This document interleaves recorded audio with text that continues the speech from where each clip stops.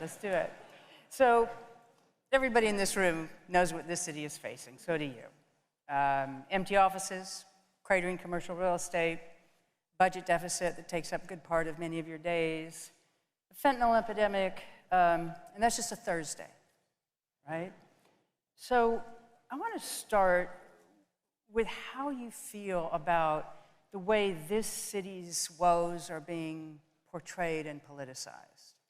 Well, I think like any major city, San Francisco has challenges. And in fact, the issues around opioids have done something to our city and to other major cities like something I've never seen before. I was born and raised in San Francisco, and I grew up in public housing during the crack epidemic. And poverty, violence, hopelessness, despair. I mean, I lived in it differently, and the frustration that I have now as mayor of the city is how, I mean, really, now everything is on video. Back then, this stuff that would happen wasn't seen by other people unless you were in it.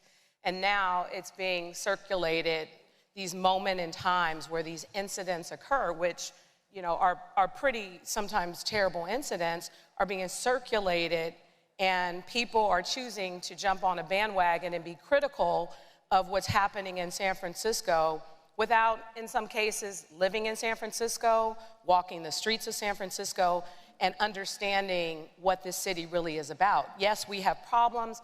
Yes, there are certain parts of the city, including the Tenderloin and the South of Market, that continue to struggle and continue to be very frustrating to deal with. But ultimately, it is important for us, especially people who are part of the fabric of San Francisco, you know, to be a part of the solution, not just point at our leaders and policymakers to say, we want you to do something. Well, what can we do? What can we do with technology? What can we do to advance ideas? It's easy to point the finger and criticize. It's hard to roll up your sleeves and to get down into the weeds of doing the work to transform San Francisco. Okay, so we're going to talk about that in a second. You mentioned video, and I think it's interesting that, you know, San Francisco's business is everybody's business now, right? You know that. And everybody's in our business. Everybody is in your business. So I want to just take let's just take a quick look at this ad, which just dropped this week. We don't need to look at that ad and give him any attention. Let's look. Let's have a look. We're here in the once great city of San Francisco. We came in here and we saw people defecating on the street. We saw people using heroin. We saw people smoking crack cocaine. And you look around, the city is not vibrant anymore. It's really collapsed because of leftist policies. Okay, so you get the idea. So we're going to see a lot of those, and we already have.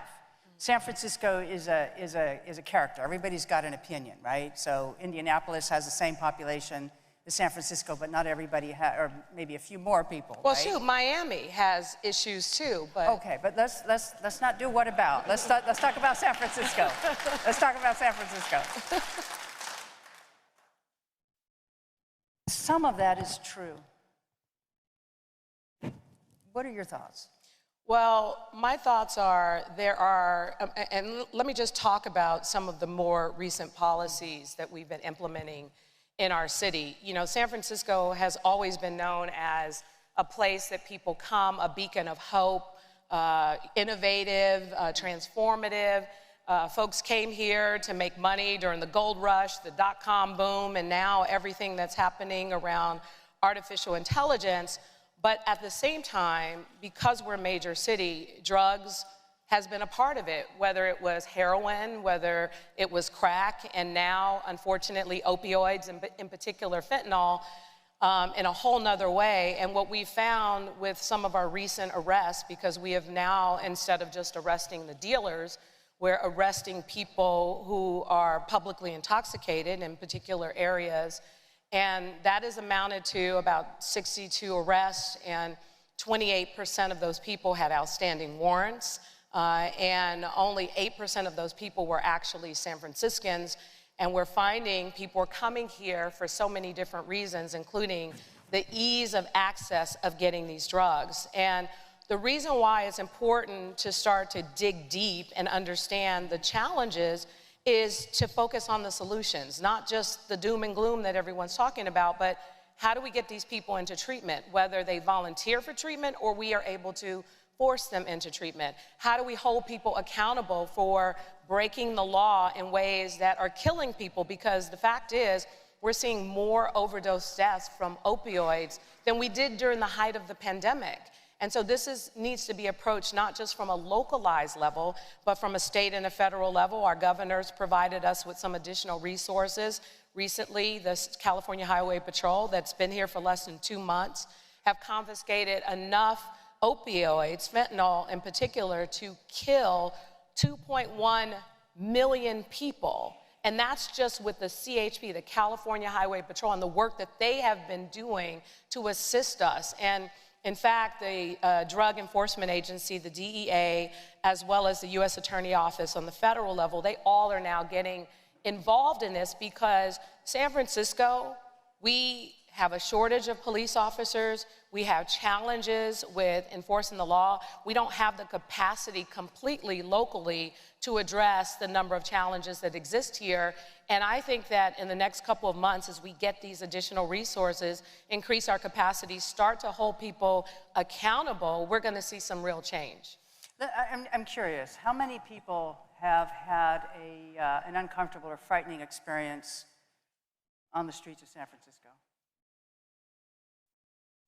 Okay. How many people have had a car broken into? Okay. All right. So I think this tracks pretty well with the, I'm guessing about 40%. Those are horrifying numbers. They are. And the buck stops with you, right? Yeah. You didn't cause it. San Francisco's not the only city. But people are looking to you to fix it. And so what do you need? You have a $780 million deficit in this city. Problems galore. You just talked about some of them.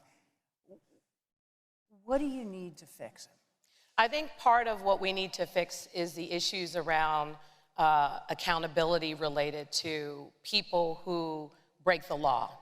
And in fact, we have a really great DA. I'm really excited about working with her because a couple of things. Number one, previous DA was sending drug dealers to community drug court when they should be going through a different process. Now we're sending drug users to community drug court as a way to get people into treatment. There was basically one person who was prosecuting drug cases in her office. There are now 4 people that are focused on this work necessary to deal with this particular issue.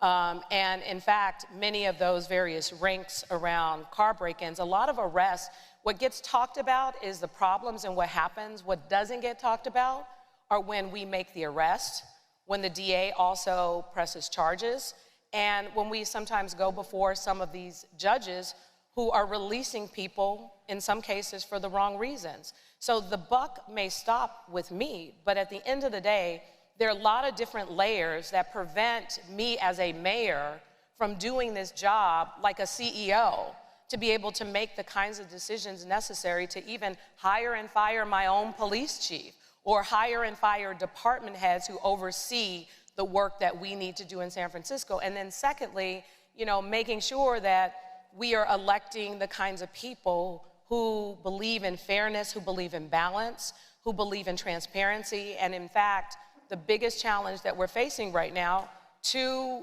people who went through a whole process around drug dealing, evidence. The courts went through a case, they had a trial, the whole 9, and because of an alleged trafficking issue, they were let out even though they broke the law. It shouldn't matter.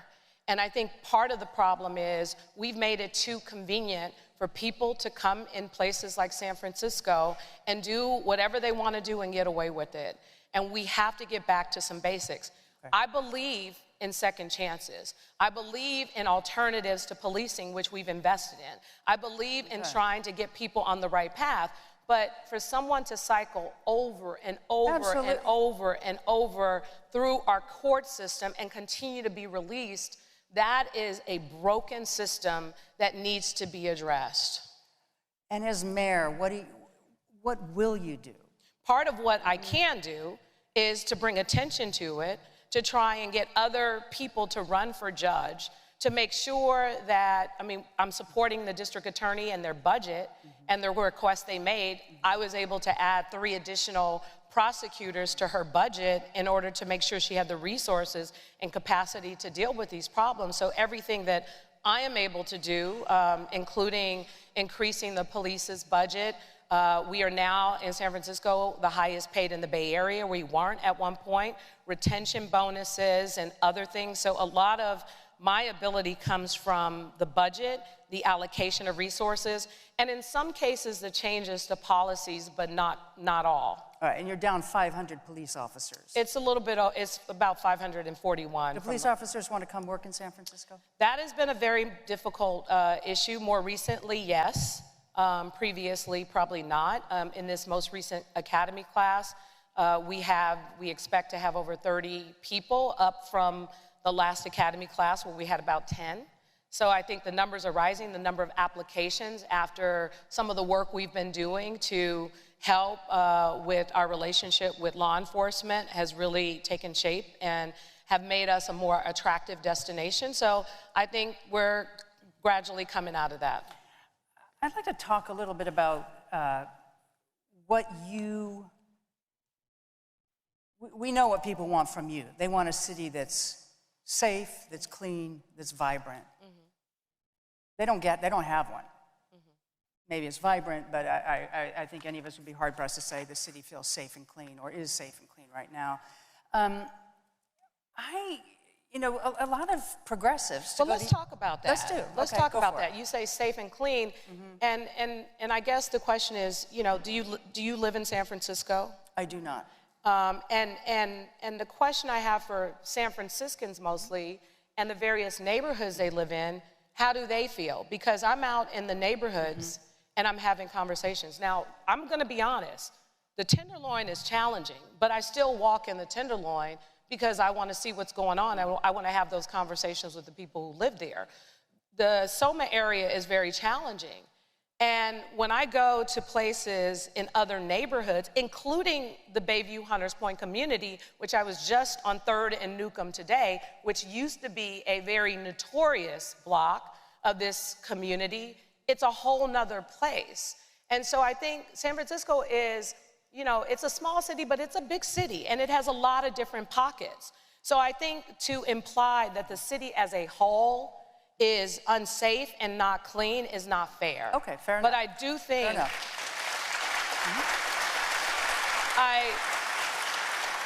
I do think that the problems that exist in the places that they exist are extremely problematic. Okay. Extremely problematic. I'd like to talk about downtown and this, this notion that you have certainly seen. I mean, every day you hear about a big company or a hotel walking away. Right? Westfield Mall was the latest. The narrative is more companies flee, people leave the city, fewer people go downtown. That puts more pressure on the remaining businesses. And is this how you see the doom loop? And is San Francisco in one? I'm glad you asked that on. question. How many of you have been in Nordstrom's, the store Nordstrom's at the Westfield Shopping Center in the last 6 months? Okay, a few people. I'm going to say like maybe under 10%. So for folks not in San Francisco, the Westfield Mall and the reason is closing. the reason why I asked, how many of you shop at stores anymore? How many go into malls and stores? No. Okay. Yeah. So it's a few people. About a quarter. And before the pandemic, how people shop has changed and continues to change and will continue to change. And I think that we can't completely rely on retail and downtown and restricting what happens downtown anymore.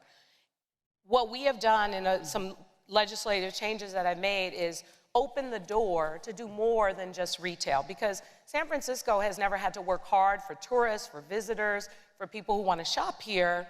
So there have been a lot of limits placed on what people can do in certain pockets of the city. And policies that I've implemented have changed that. So now you can convert some office to housing a lot easier. You can convert certain spaces like a Westfield Mall could become, something completely different than what it currently is.